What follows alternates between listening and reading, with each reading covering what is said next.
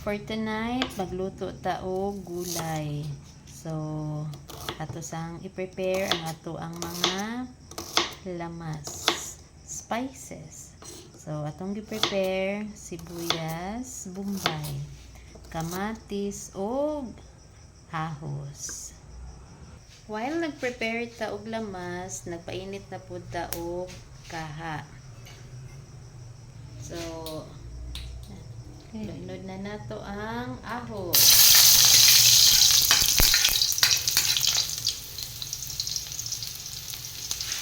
Lato nato nga mag-brown siya.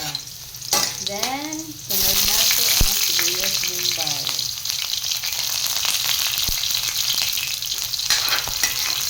Follow po ang tomatoes, kamatis.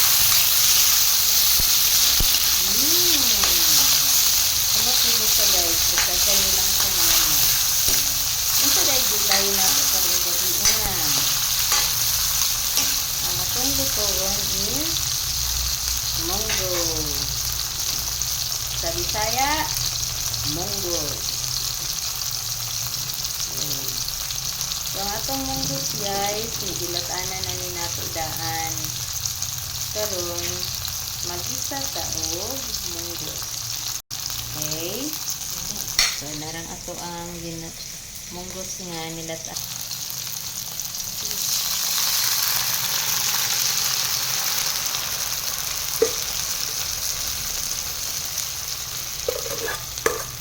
Inisang munggos.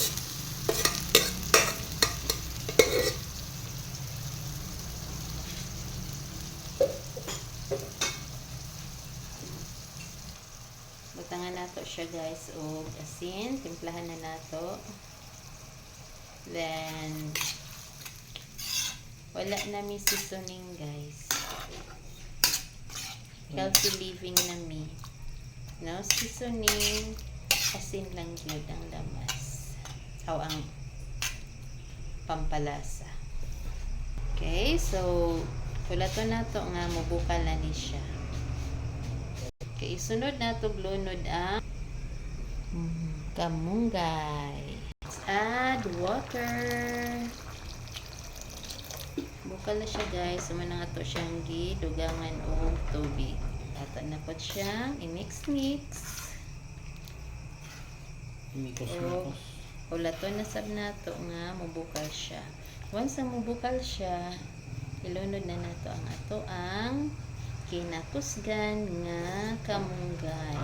Kamunggay is ordinary nga gulay pero very nutritious.